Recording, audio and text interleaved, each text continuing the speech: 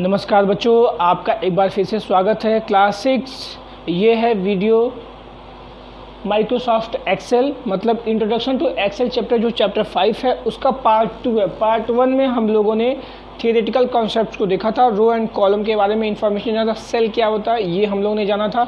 और इस वीडियो में मैं आपको बताऊँगा कुछ practicals aspects of Microsoft Excel. तो माइक्रोसॉफ्ट एक्सेल का प्रैक्टिकल एस्पेक्ट्स क्या है, लेट्स सी। तो सबसे पहले हम आते हैं माइक्रोसॉफ्ट एक्सेल में डेटा के बारे में। तो डेटा के बारे में आप लोग को मैंने पिछली बार ही बताया था कि जो भी हम डेटा एंटर करते हैं वो एक्सेल के शीट के फॉर्मेट में होता है, रो एंड कॉलम के फॉर्मेट में होता है, ओके। और इसमें हम एंट्री करते हैं। तो वो एंट्री क्या हो सकता है, वो टेक्स्ट हो सकता है, A to Z capital letter small letter, number हो सकता है 0 to 9, या कोई स्पेशल कैरेक्टर हो सकता है, ऑपरेटर हो सकता है जैसे equal to, plus, minus, star और बैकस्लैश। स्टार क्यों यूज किया था, मल्टीप्लिकेशन के लिए। बैकस्लैश क्यों यूज किया जाता है, डिवीजन के लिए। प्लस क्यों यूज किया जाता है, प्लस ऑपरेटर क्यों यूज किया जाता है, एडिशन के लिए। और ये सिंबल ऑपरेटर ये क्यों यूज किया जाता है, माइनस मतलब सब्सट्रैक्शन के लिए। और इक्वल टू किसी भी फार्मूला को लिखने के लिए किया जाता है। तो ये मैंने आपको बताया था। तो उसी डेटा को हम कैसे मूव करते हैं या कॉपी करते हैं माइक्रोसॉफ्ट एक्सेल में। तो ऑफिस के किसी भी पैकेज में आपको पता ही है, कॉपी करने के लिए हम Ctrl+C शॉर्टकट यूज करते हैं और उसको दूसरे लोकेशन पे पेस्ट करने के लिए Ctrl+V यूज करते हैं। Ctrl+C और Ctrl+V आपको पता ही होगा। Ctrl+C एक लोकेशन पे, दूसरा Ctrl+V दूसरे लोकेशन पे पेस्ट करने के लिए। कॉपी और पेस्ट का बहुत ही कॉमन ये ट्रिक है, सबको पता होगा। तो उसके थ्रू हम क्या करते हैं, कॉपी कर सकते हैं, मूव क्या कर सकते हैं। अगर पूरे सेल रेंज का हम सिलेक्शन कर लेते हैं, हालांकि मैं प्रैक्टिकल जब वीडियो होगा उसमें मैं बताऊंगा कि कैसे हम करते हैं, और करते हुए मैं बताऊंगा कि मूव कैसे करते हैं, कॉपी कैसे करते हैं। तो मूव करने के लिए हमें क्या करना होता है, रेंज का सिलेक्शन करना होता है। जैसे पिछली बार मैंने बताया था रेंज का सिलेक्शन कैसे करते हैं। तो अगर यहाँ पे A B C D है, यहाँ 1 2 3 4 है, तो A1 से लेके D4, तो ये रेंज हो जाएगा ना, A1 कोलन D4, ये क्या हो जाएगा, रेंज हो जाएगा। इस रेंज को हम सेलेक्ट कर लेंगे और सेलेक्ट करके माउस से ड्रैग कर देते हैं, तो जिससे हमारा डेटा मूव हो जाता है। उसमें क्या होता है, हमारे सेल एड्रेस का लोकेशन चेंज हो जाता है। मतलब A1 से D1 हो गया, D4 हो गया था, तो ये हो सकता है E4 से A B C D E, तो D भी उसी रेस्पेक्ट्स में आगे बढ़ेगा। तो A से E हो गया, A B C D, बीच में इसी तरह D E F G, तो यहाँ पे G और ये 4 है, तो 3 गैप के साथ G7, तो E4 से G7 हो जाएगा। तो यही रेफरेंस चेंज हो जाता है मूव करने में, ये आपको मैं प्रैक्टिकली बताऊंगा। अगला टॉपिक है changing column width and row height. तो चूँकि ये हमारा सेल है, ओके, ये हमारा सेल है, तो सेल में ये हमारी हाइट है, ओके, रो इसको हाइट बोलते हैं, और ये है कॉलम विड्थ है, ओके, कॉलम विड्थ है। तो कई बार क्या होता है, हमें नेम लेना होता है, अमित कुमार शुक्ला लेना, तो इसको चौड़ा करना होता है, ओके। और कई बार हमें कंप्यूटर साइंस लिखना होता है, तो कंप्यूटर लिखते हैं और साइंस नीचे आ जाता है, तो वो एक फीचर है रैप टेक्स्ट फीचर। इसको भी मैं प्रैक्टिकली इसको करके बताऊंगा। तो रैप टेक्स्ट फीचर से क्या करते हैं, उसको नीचे कर लेते हैं और कंटेंट को हम लिखते हैं और इसके हाइट को हम बढ़ा लेते हैं। तो ये हम कैसे करेंगे आपको बताएंगे, कैसे changing column width and row height. इसी तरह inserting row and inserting column. हमारे पास 2 कॉलम है, इसमें हम एक कॉलम ऐड करेंगे। इसी तरह से रो है, तो एक और रो कैसे हम ऐड करेंगे ये भी मैं बताऊंगा। इसी तरह जैसे हम इंसर्ट करेंगे वैसे डिलीट करेंगे। और ये डायलॉग बॉक्स जो दिख रहा है आपको ये आएगा इंसर्ट में भी और डिलीट में भी। तो इंसर्ट में ऑप्शन आता है shift cell left, shift cell right, entire row, entire column. ये आता है इंसर्टिंग रो और डिलीटिंग रो के केस में, और इंसर्टिंग सेल्स और डिलीटिंग सेल्स के केस में आता है। तो जब भी कोई सेल डिलीट होता है तो लेफ़्ट वाले को राइट की तरफ भेज देता है। ये पूछता है आपसे कि राइट वाले को लेफ़्ट की तरफ भेजता है, या पूरा रो डिलीट करना है या पूरा कॉलम डिलीट करना है। इसी तरह से वर्कशीट को रीनेम करते हैं। तो वर्कशीट ये आपकी शीट 1, शीट 2, शीट 3 होती है। तो इसको आप यहाँ पे डबल क्लिक करके आप इसको रीनेम करके आप अपना नाम दे सकते हैं। ओके, इसे अपना नाम दे सकते हैं। इसी तरह से एक और वर्कशीट ऐड कर सकते हैं। यहाँ प्लस का सिंबल बनकर आता है, जिस पे आप क्लिक करते ही एक और शीट आपका ऐड हो जाता है। उसी तरह से वर्कशीट टैब को आप कलर भी कर सकते हैं अलग अलग कलर में। और फाइनली आप वर्कशीट को मूव कर सकते हैं, मतलब शीट अमित शीट यहाँ पे है तो अमित को यहाँ पे ला के रख सकते हैं। तो ये सभी टॉपिक को मैं प्रैक्टिकली आपको करके बताता हूँ। तो आइए देखते हैं कैसे हम प्रैक्टिकली इन सारे टॉपिक को इम्प्लीमेंट करते हैं। तो सबसे पहले हम आपको मोबाइल में WPS ऑफिस में ले चलते हैं। और WPS ऑफिस में मैं आपको माइक्रोसॉफ्ट एक्सेल तो नहीं, लेकिन WPS का जो एक्सेल वर्जन है उसको मैं आपको दिखाऊंगा। तो ये आपका WPS स्क्रीन है, ओपन हो रहा है। ओके, इसमें कुछ फ़ाइल पहले से पड़ी हुई है, तो इसमें हम न्यू फाइल ओपन करते हैं। तो इसको पहले हम क्लोज कर देते हैं। ओके, अब यहाँ पे हमें नई फाइल ओपन करनी है, तो यहाँ प्लस वाले सिंबल पे हम क्लिक करते हैं और यहाँ पे वर्ड मतलब डॉक्यूमेंट, PPT मतलब प्रेजेंटेशन, स्प्रेडशीट, तो हमारा जो एक्सेल फाइल होता है उसी को स्प्रेडशीट बोलते हैं। स्प्रेडशीट पे क्लिक कर देंगे तो यहाँ पे पूछ रहा है सिंपल ब्लैंक स्प्रेडशीट, तो ब्लैंक स्प्रेडशीट पे क्लिक कर देंगे तो WPS ऑफिस का ये एक्सेल आपका ओपन हो गया। ये आपके माइक्रोसॉफ्ट एक्सेल से बिल्कुल डिफरेंट है, लेकिन जो फीचर हम वहाँ यूज करते हैं वही फीचर यहाँ भी यूज कर सकते हैं। जिससे देखिए इसमें भी कॉलम है ABCDE कॉलम है इसमें, और इसी तरह रो है। माइक्रोसॉफ्ट एक्सेल में मैंने आपको बताया था नंबर ऑफ़ रोज और नंबर ऑफ़ कॉलम कितने होते हैं, तो मैंने बताया था नंबर ऑफ़ रो 10,48,576 होते हैं। उसी तरह नंबर ऑफ़ कॉलम कितने होते हैं मैंने आपको बताया था, कितने होते हैं XFT। उसको अगर नंबर में कन्वर्ट करते हैं तो 16,384। अब किसी भी सेल पे मैं क्लिक करता हूँ तो इसे ही एक्टिव सेल बोलते हैं। अभी एक्टिव सेल क्या है, C4 है, और अब एक्टिव सेल क्या हो गया, E10। इसी तरह से अब एक्टिव सेल A10। ये कैसे हम डिसाइड कर रहे हैं, रो और कॉलम के इंटरसेक्शन को हम एक्टिव सेल बोलते हैं, और यही सेल एड्रेस बोला जाता है। तो ये तो था हमारा एक्टिव सेल और सेल एड्रेस। आते हैं अब अपने अगले टॉपिक की ओर, डेटा को हम कैसे एंटर करते हैं।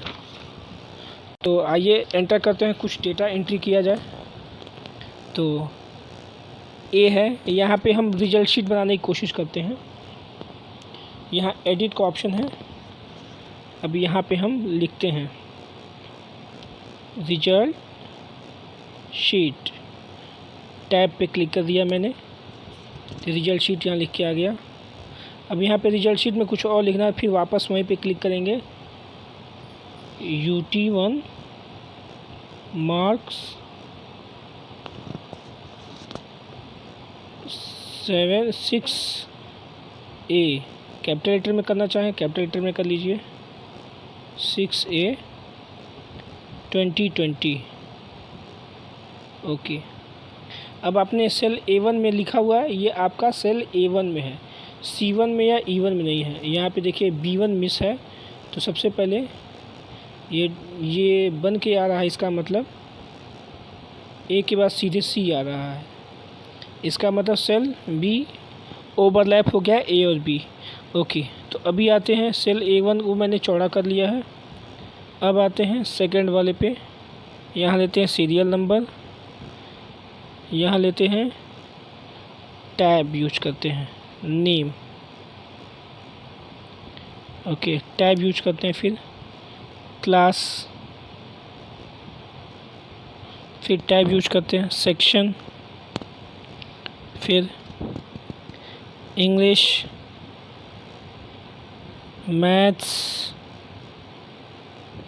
साइंस, ओके, और एंटर कर देंगे तो नीचे आ जाते हैं। Serial number 1, name Akash, tab class 6 A, class 6 section A, tab English out of 20, out of 20 में 14 मार्क्स, मैथ्स में 16 मार्क्स, साइंस में 20, ओके, एंटर कर देते हैं। ओके, अब मुझे लग रहा है कि मैंने यहाँ पे एक कॉलम और बढ़ाना है। जैसे इंग्लिश मैथ्स हो गया, हिंदी का मुझे कॉलम बढ़ाना है। तो कॉलम बढ़ाने के लिए, बीच में कॉलम देने के लिए क्या करेंगे, यहाँ पे एच पर क्लिक करेंगे तो हमारे सामने insert column, delete column, hide, unhide, copy, इसका ऑप्शन आता है। तो अनहाइड कर देंगे तो देखेंगे हमारा जो सेल होगा वो अनहाइड हो जाएगा, जो अभी हाइड है अनहाइड हो जाएगा। तो यहाँ पे अनहाइड है, बी सेल आ गया। इसी तरह से एक नया हमें सेल ऐड करना है, तो ये सेल ऐड भी हो गया और अनहाइड भी हो गया। तो यहाँ पे लिख सकते हैं या इसे डिलीट कर सकते हैं। डिलीट कॉलम से मैंने डिलीट कर लिया। अब इंग्लिश के आगे, इंग्लिश के बाद इंग्लिश हिंदी, तो मैंने यहाँ हिंदी के लिए इंसर्ट ऑप्शन से कॉलम इंसर्ट कर लिया।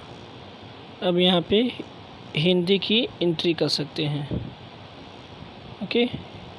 अब यहाँ पे मार्क्स एंट्री कर सकते हैं 20। इसी तरह से सीरियल नंबर है, सीरियल नंबर 2। अब यहाँ पे एक सेल एक्स्ट्रा है, बी को डिलीट कर सकते हैं, ओके। आकाश के बाद से मैंने लिखा पवन, फिर ये हो गए 6 सी, सेक्शन के लिए अलग से कॉलम है 6C, इनके मार्क्स हो गए 2, 12, 13 एंड 9, एंटर कर लेते हैं। अब मैं ये देख रहा हूँ सेल A1 बहुत बड़ा है, बहुत ज़्यादा चौड़ा हो गया, तो इसको कम करना है। तो ये ABCD लिखा हुआ है, यहीं से हम सेल को कम कर लेते हैं। देखिए कम हो गया, और कम कर लेते हैं, ओके। अब हमारा ये सेल A1 है, लेकिन ये C1 तक बढ़ गया। तो एक फ़ीचर है मर्ज एंड सेंटर, तो मर्ज एंड सेंटर से इसे ड्रैग करके जहाँ तक हमें मर्ज करना है वहाँ तक ले जाते हैं। मान लीजिए हमें टोटल तक मर्ज करना है, ओके। तो इसे हम मर्ज करते हैं। मर्ज करने के लिए ऑप्शन है हमारे पास, होम टैब में जाते हैं तो यहाँ पे मर्ज का ऑप्शन है, मर्ज पे क्लिक करते हैं, ये मर्ज हो गया। इसी तरह से फ़ॉन्ट का ऑप्शन है, बोल्ड कर सकते हैं, साइज़ बढ़ा सकते हैं, ओके। इटैलिक कर सकते हैं, अंडरलाइन कर सकते हैं, और कलर जो भी आप देना चाहें कलर दे सकते हैं। तो ये आपका एक्सेल शीट का एंट्री है। और मान लीजिए बीच में पवन के पहले विनोद था और 3 और 4 के बीच मुझे एक कॉलम ऐड करना है, तो क्या करेंगे, इंसर्ट रो पे जाएंगे, या कोई हमें हटाना है तो इंसर्ट कॉलम पे जाएंगे। तो इंसर्ट रो पे जाएंगे तो अपने आप देखिए कॉलम ऐड हो गया, सॉरी एक रो ऐड हो गया। अब एंट्री करेंगे, अब यहाँ पे एंट्री करेंगे, डबल क्लिक करेंगे, यहाँ पे 4 दे सकते हैं, यहाँ पे अमित दे सकते हैं, क्लास दे सकते हैं 6 टैब दे के सेक्शन दे दीजिए बी, फिर tab 12, tab 9, tab 10 marks and 20। तो इस तरह से हम अपनी एंट्री कर लिए। एंट्री हो गई हमारी। अब जब भी सेव करना होगा तो सेव वाले बटन पे क्लिक कर देंगे तो हमारी फ़ाइल सेव करने के लिए पूछ रहा है। जिस नाम से भी आपको अपनी फ़ाइल सेव करनी है, amit.xlscs सेव हो रहा है। तो अभी हम किसी और लोकेशन पे सेव कर दे रहे हैं। माय डॉक्यूमेंट में मैं सेव कर रहा हूँ अमित, और सेव कर दिया। तो हमारी फ़ाइल अब सेव हो गई।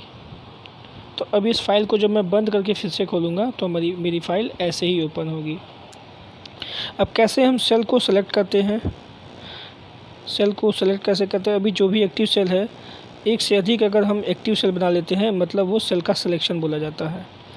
पूरे रो का सिलेक्शन करना हो तो पूरे रो को, यहाँ पे नंबर पे अगर हम क्लिक करते हैं तो रो का सिलेक्शन होता है।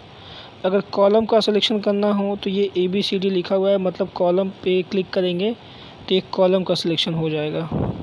अभी देखिए इस डी कॉलम की चौड़ाई बहुत कम है, विड्थ बहुत कम है, तो विड्थ बढ़ा देंगे। ओके, तो अब ग्रुप ऑफ सेल को सिलेक्ट करना है। ग्रुप ऑफ सेल का मतलब एक से अधिक सेल। अब मुझे इसमें बॉर्डर लगाना है तो हम इस पूरे शीट का सिलेक्शन कर रहे हैं। चलिए पूरे शीट का सिलेक्शन कर लिया। सिलेक्शन करने के बाद से वही प्रोसेस है, यहाँ जाएंगे, बॉर्डर का ऑप्शन पूछ रहा है, यहाँ से हम बॉर्डर दे सकते हैं। ओके, तो ये बॉर्डर आ गया।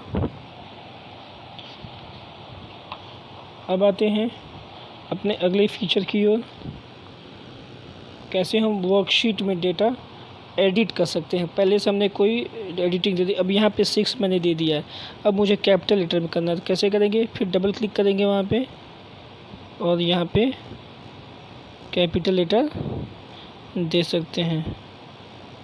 ओके, और मान लीजिए हमें सेक्शन चेंज करना है तो डबल कोटेशन जाके या डिलीट करके आप चेंज कर सकते हैं। तो अब हम डेटा को मूव कराते हैं। मैंने आपको बताया था बोर्ड पर कि कैसे मूव करते हैं तो लोकेशन चेंज हो जाता है। तो यहाँ पे हम डेटा को मूव कराने के लिए पहले रेंज का सिलेक्शन करते हैं। तो रेंज के सिलेक्शन के लिए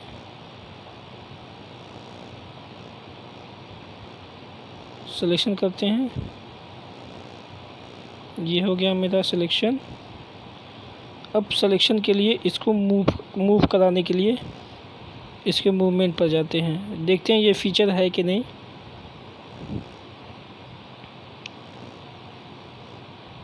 WPS में देखिए ये मूवमेंट हो रहा है, इसको बोलते हैं मूवमेंट। किसी हम दूसरे लोकेशन पे इसको रख दिए। अब देखिए लोकेशन इसका चेंज हो गया। अब इसकी शुरुआत B10 से हो रही है रेंज की और I13 पे ख़त्म हो रही है, और अंडू कर देंगे तो वापस हम उसी जगह पे आ जाएंगे। तो ये तरीका था कैसे हम मूव करते हैं। ओके, कॉपी भी कर सकते हैं। हम यहाँ से कॉपी कर दिए और दूसरे लोकेशन पे पेस्ट कर दिए, तो पुरानी वाली फ़ाइल भी है, नई वाली भी फ़ाइल है। तो इस तरह से हम कॉपी पेस्ट भी कर सकते हैं। बहुत ही आसान है कॉपी पेस्ट। और अभी मैंने बताया कैसे रो हाइट और कॉलम विड्थ को बड़ा करेंगे। अब जैसे मैंने यहाँ पे ले लिया है इंग्लिश ले लिया, तो इंग्लिश में मैंने केवल इंग्लिश लिया और मुझे चाहिए कि ये आउट ऑफ 20 है, तो इंग्लिश के बाद से 20 भी लिखना है। तब डबल क्लिक करेंगे यहाँ पे और यहाँ पे इंग्लिश कैपिटल लेटर में मैंने लिखा एंड 20 लिख दिया उसके बाद, और टैब कर दिया। तो यहाँ पे कॉलम की विड्थ को कम करेंगे और जैसे देखेंगे कि 20 उसके रेंज से बाहर आ रहा है, यहाँ पे हम वैप टेक्स्ट फीचर का यूज करेंगे जिससे वो अपने आप नीचे आ जाएगा। और इसका अलाइनमेंट चाहें तो आप सेंटर कर सकते हैं या पूरे कॉलम का अलाइनमेंट आप सेंटर कर सकते हैं। इस तरह से आप पूरे कॉलम को सेंटर अलाइन कर सकते हैं। अब आपको हिंदी में भी ठीक ऐसे ही करना है, तो केवल आपको मार्क्स एंट्री करनी है। इस बार मैं आपको बताऊंगा कैसे फॉर्मेट प्रिंटर यूज करते हैं। Hindi 20 marks, tab maths 20 marks. अभी आपको वेब टेक्स्ट फीचर नहीं यूज करना है। अब एक दूसरा फीचर मैं बताऊंगा, साइंस 20 मार्क्स। ओके, अब सबकी विड्थ को मैं कम कर दे रहा हूँ, यहाँ से एच कॉलम पे मैंने क्लिक किया, 20G, फिर यहाँ पे भी कम कर दिया, हिंदी में भी मैंने कम कर दिया। अब इंग्लिश पे मैंने क्लिक कर दिया, इंग्लिश को, और फॉर्मेट प्रिंटर फीचर पे क्लिक कर दिया मैंने, फॉर्मेट प्रिंटर। अब उस फॉर्मेट प्रिंटर का यूज हमें कहाँ करना है, हिंदी में करना है, और यहाँ से ड्रैग करेंगे, सबका हो गया, देख लीजिए आप लोग एक बार फिर से। अब यहाँ पे डन कर देंगे तो ये फीचर हो जाएगा। अब देखिए हर जगह ठीक उसी फॉर्मेट में 2 फीचर मैंने यूज़ किया था। इसके पहले इंग्लिश के लिए मैंने रैप टेक्स्ट फीचर यूज किया था और centre align feature, 2 feature use किया था। अब बाकी के सेल के लिए दोनों फीचर एक साथ मैंने कैसे यूज किया, तो ये है फॉर्मेट प्रिंटर। इसी तरह से आप चाहें तो सेल के अलाइंड को एक साथ सेलेक्ट करके सेंटर में कर सकते हैं, तो ये सेंटर में हो गया। ओके, तो ये, और कॉलम की विड्थ भी चौड़ी हो गई। अगर आपको फिर भी कॉलम की विड्थ करनी है अधिक, तो आपके पास ऑप्शन है, आप इसको चौड़ा कर सकते हैं, देखिए। तो ये, और वापस जाने के लिए Ctrl Z कर देंगे तो ये वापस जा सकते हैं। अब आपको डिलीट करना है सेल, तो रेंज का सिलेक्शन करेंगे और डिलीट रो कर देंगे, तो वो रो डिलीट हो जाएगा। चलिए अब आते हैं नेक्स्ट फीचर की तरफ। इंसर्टिंग रो, इंसर्टिंग कॉलम, डिलीटिंग रो, डिलीटिंग कॉलम हो गया। इंसर्टिंग सेल और डिलीटिंग सेल। अब कोई सेल इंसर्ट करते हैं, यहाँ पे हम इंसर्ट ऑप्शन पे जाते हैं,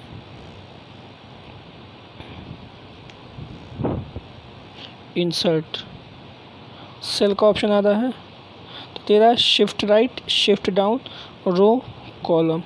तो शिफ्ट राइट कर देते हैं तो सारा कंटेंट राइट में शिफ्ट हो जाता है। Ctrl Z करके वापस आ गए। शिफ्ट डाउन करते हैं तो सारा कंटेंट नीचे हो जाता है। ओके, रो करते हैं तो एक पूरा रो इंसर्ट हो जाता है, कॉलम करते हैं तो पूरा कॉलम इंसर्ट हो जाता है। तो ये तरीका था कैसे हम सेल को इंसर्ट करते हैं और कैसे हम डिलीट कर सकते हैं। अब आते हैं वर्कशीट पे। अभी ये जितने हम काम को कर रहे हैं सब किस पे कर रहे हैं, वर्कशीट पे कर रहे हैं। Okay, sheet 1, sheet 2, sheet 3। अब इस शीट को हम रीनेम कर सकते हैं, इसको 6A कर सकते हैं। इसी तरह से दूसरे शीट को हम शीट 6B कर सकते हैं।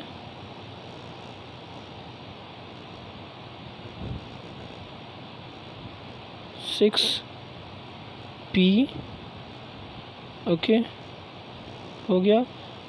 इसी तरह से 6C,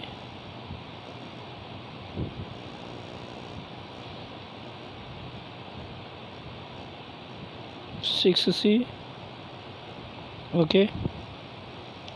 और मान लीजिए मुझे 6A का ही कंटेंट कॉपी करना है, तो यहाँ A और 1 के बीच का जो स्पेस है उसको मैंने क्लिक किया और सेलेक्ट किया और कॉपी ऑप्शन पे गया, file, home, view data, insert, okay.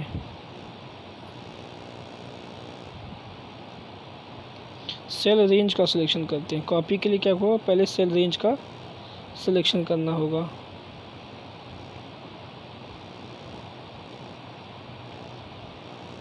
अभी क्या हो गया, सेल का विड्थ बहुत कम हो गया है।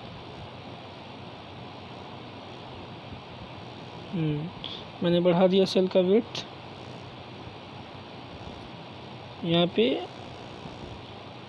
इसको पूरा मैंने कॉपी कर लिया। अब शीट 2 पे जाके उसको हमें पेस्ट करना है, यानी 6B वाले में जाके हमें पेस्ट करना है। पेस्ट कर दिया, आ गया, 6B में भी आ गया। और इस तरह से हम रीनेम, वर्कशीट को भी रीनेम कर सकते हैं और वर्कशीट को भी कॉपी पेस्ट कर सकते हैं। अब आते हैं, मान लीजिए डिलीट करना है, 6C को मुझे डिलीट करना है, तो आ गए यहाँ पे डिलीट का ऑप्शन है, डिलीट कर देंगे, ये डिलीट हो जाएगा और हमारे पास वापस केवल 6A और 6B की शीट रह गई। अब इसे अगर कॉपी कलर करना होगा तो कैसे करेंगे, देखिए एक कलर आ रहा है। अब जिस कलर से भी करेंगे वो कलर हो जाएगा। देखिए मैंने जिस कलर से किया था वो कलर हो गया, ओके। तो अब हम क्या करते हैं, वर्कशीट को मूव करते हैं। कॉपी तो मैंने बता दिया, अब इसको कॉपी कैसे करेंगे, यहाँ से कॉपी शीट करके देखिए आ गया। और मूव कैसे करेंगे, 6B को पा लीजिए, पहले लाना है, 6B को पहले लाएंगे, ओके। तो बस माउस के ड्रैग पोजीशन से हम उसे कर सकते हैं कि यहाँ भी तरीका है, ऐड कर सकते हैं, डिलीट कर सकते हैं। देखिए मूव कैसे कर रहे हैं, आ गया उस हिसाब से। तो ये तरीका था। तो बच्चों, तो ये तो था आपका माइक्रोसॉफ्ट एक्सेल का चैप्टर और प्रैक्टिकल्स एस्पेक्ट्स था। वो सबके पास मोबाइल फ़ोन तो कम से कम अवेलेबल होगा ही, तो इसलिए मैंने मोबाइल पे आपको बताया। और WPS ऑफिस बहुत कॉमन है यूज करने के लिए, तो आप सभी लोग कम से कम इसको एक बार ज़रूर यूज करेंगे। तो इस वीडियो के लिए इतना ही। अगली वीडियो में मैं बताऊंगा इस